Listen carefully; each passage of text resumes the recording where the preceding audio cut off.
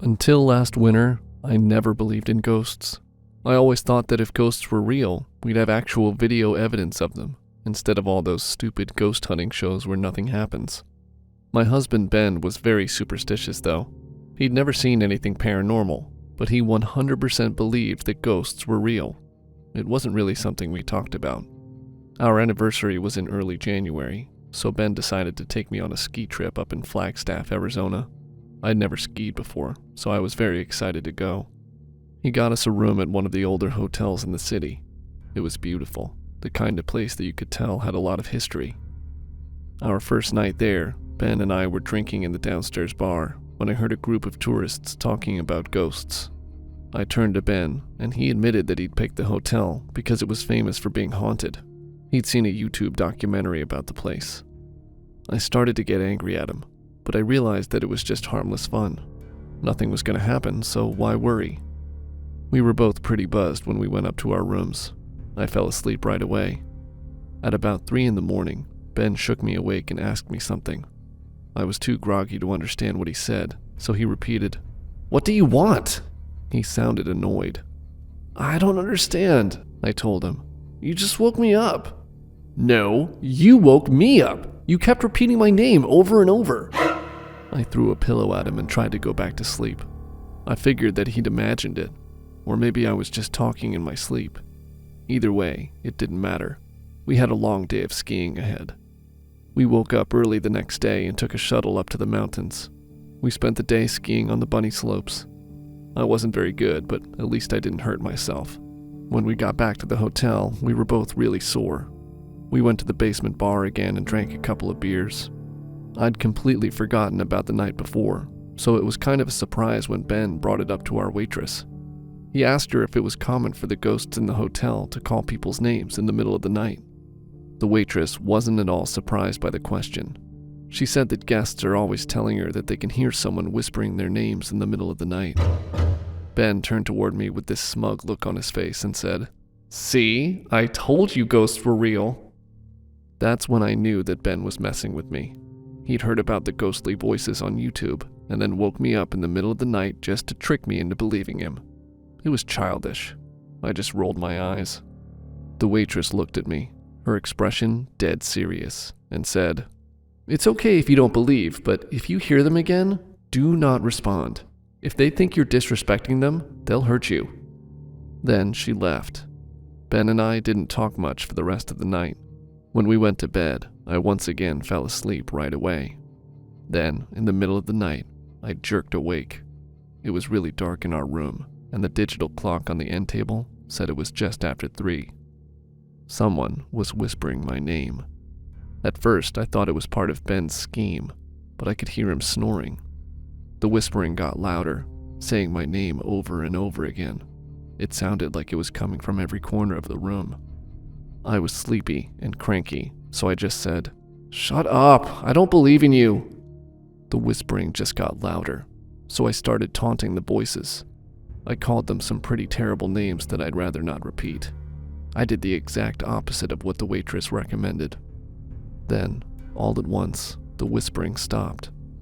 I turned toward Ben to see if my tirade had woken him up, but he wasn't moving. The man could sleep through anything. But then I realized that he wasn't snoring like he usually did. I put my hand over his mouth to feel his breathing, but no air came out. Horrified, I grabbed him by the shoulders and tried to shake him awake. It didn't work. Then, I thought back to my teen years as a lifeguard and pressed against his chest. I tried to give him CPR. This lasted for only a minute, but it was the longest minute of my life. Just as I pulled back to press on his chest again, his eyes popped open and he gasped in a gulp of air. He was alive. "Are you okay?" I asked. "What happened?" He didn't remember anything.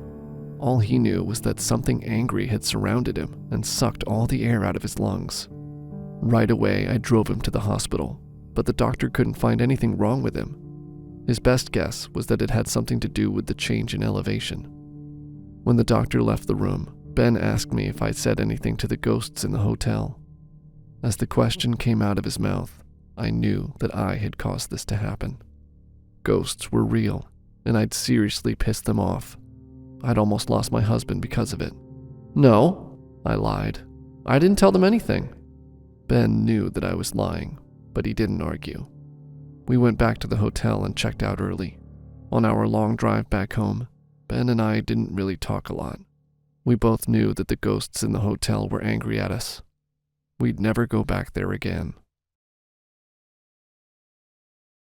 If you find yourself bored or fancying a bit of a scare this Halloween, then one thing you could do is play the Scrabble game. It's a simple bit of divination, a sort of cheapo and less involved version of doing a Ouija board that doesn't need much equipment other than that old Scrabble board you've got stored away in the cupboard somewhere. It's easy to play, usually gets results, and if done the right way, can be very creepy. Like I said, if you're bored, it's definitely an option. I don't believe in ghosts, in spirits or demons or any of that nonsense, but I will say that I tried this once, and I'll never try it again. The way it works is simple. You take the cloth bag full of letters and you ask a question. Then, you put your hand into the bag, gently mix the letter tiles, and pull one out at random. The idea is that you can get an answer like yes or no, depending on which tile you pull out. If you pull out a letter with an odd number of points, then the answer is no. If you pull one out with an even number of points, the answer is yes. The yes and no answers only work if you're asking about the past or present. So if you ask something like, "Does Danny like me?" or "Did Amy steal my last cupcake?" it'll give you an answer that is spookily usually correct.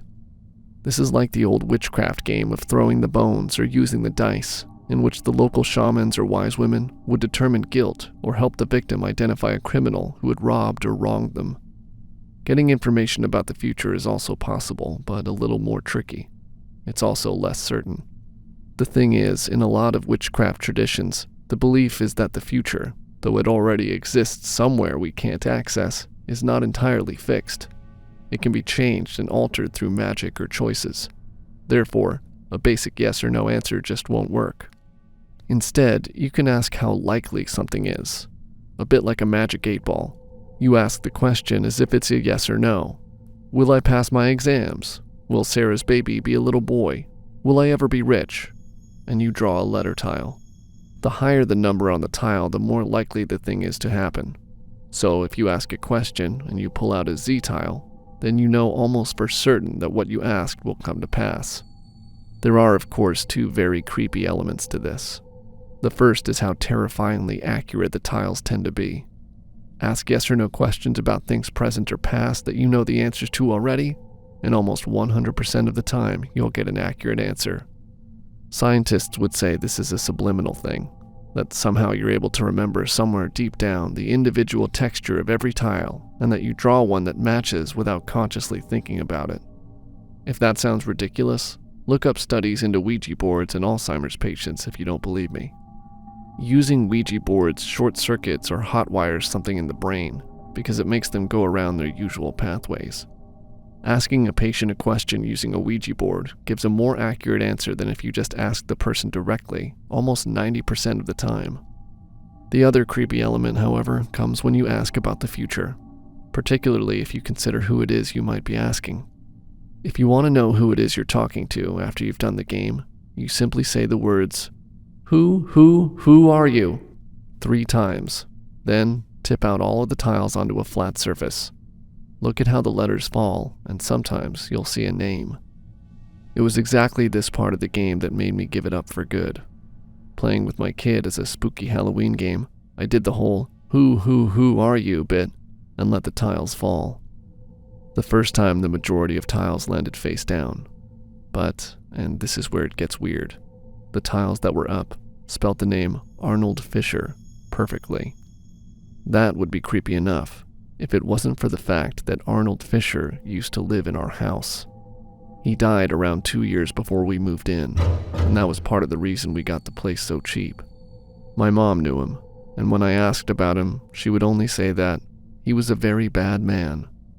Of course, that could be a coincidence.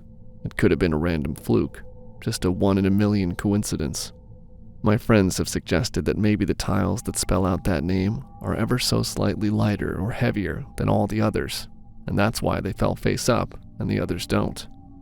This is definitely possible, and actually might explain why, when I did it the next 2 times, the same letters came out face up. Not in any particular order this time, but still the exact letters that would spell the name Arnold Fisher, just rearranged like an anagram. The final time I ever touched that Scrabble board was after emptying it a fourth time and getting the exact same result. Once is a fluke, twice coincidence. After that, it's just creepy. After the fourth time, though, I didn't just tip them out. I also asked the question about the present. "Are you Arnold Fisher?" I pulled out an X. 8 points. A yes. Probably a coincidence. Probably easily explained. Definitely more than enough for me to put the Scrabble away and never play it again. I always saw things.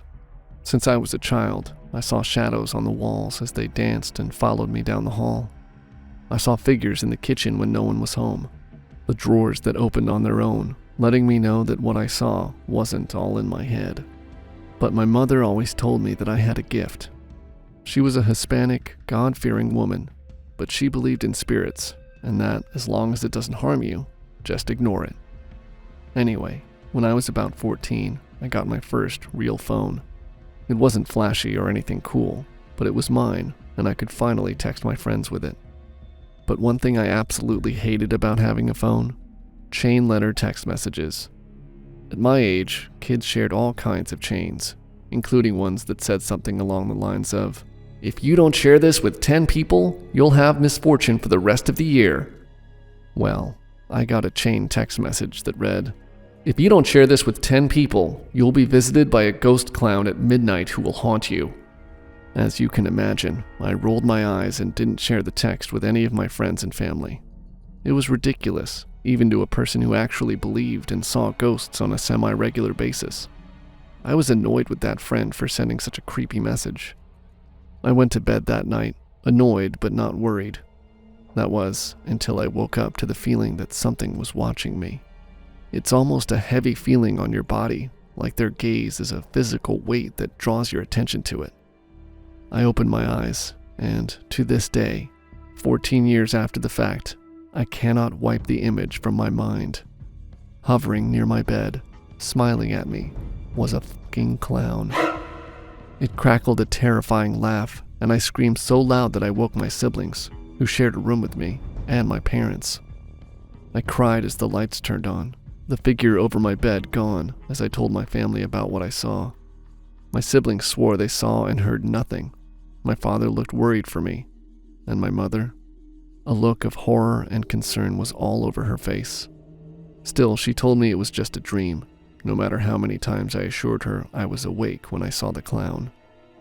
Surprising me, my mother, who always believed me when I saw things before, told me that I was just dreaming, that it wasn't real. Her disbelief in what I saw, in my pain and terror, broke something in me at that moment. I waited for her and my father to leave the room before I forwarded the message to 10 of my friends. But it was too late. For the first week after, my bed shook uncontrollably in the middle of the night. No matter how many times I tried praying like my mother told me to, it didn't stop. And every time my siblings would wake from my cries of terror, the shaking stopped. Then came the punches. Something would kick me in the back under the bed, hard enough to lift the mattress, and when I tried pushing myself next to the headboard, the ghost would hit the headboard and my head would ring with the force. Days turned to weeks, and weeks then turned to months. My mother tried everything from cleansing me with holy water to putting holy water under my bed as she prayed, to cure me of these dreams. But the holy water would be drained from the bowl every morning as if it evaporated, and my bed still shook nearly every single night. Worse, I started hearing things. A masculine voice that screamed in my ear my nickname, that only my family called me, in the dead of night, killing any sleep I was able to get in between the bed shaking and the kicks under my bed. Until it just stopped, about 6 months later. I don't know what stopped it, but I didn't question it because I lived in hell for months and just wanted it to be over. I quite literally blocked it from my mind, too traumatized to question it. We moved soon after. After years of thinking about this event, I finally found the courage to confront my mother about the event, about how she didn't believe me at that time. I asked her why she didn't believe me. Her answer? She did. She believed me, but was afraid it wasn't a simple ghost, like in the past, but the devil trying to take my soul. That's why she used holy water on me. That's why, even when I was asleep and I thought she left my room, she would pray over my body, begging for the Lord to spare me and save me. She thought that if she directly acknowledged the entity that was trying to scare me, it would give it more power. I'm not religious, but a part of me can understand why she did what she did. But the child inside that's still traumatized from what happened? Yeah, she's still crying for her mother, her hero and safe place, to believe her. I'm an adult now, and I don't see as much as I did when I was a kid, but I'm still afraid to go to bed sometimes. And just sharing this story with all of you, it has me terrified to go to sleep tonight in fear my mother's worries are correct. That, by speaking about such evil, you make it stronger. I hope you all have an uneventful night of sleep. And to the friend who sent that chain letter, I still hate you, even now.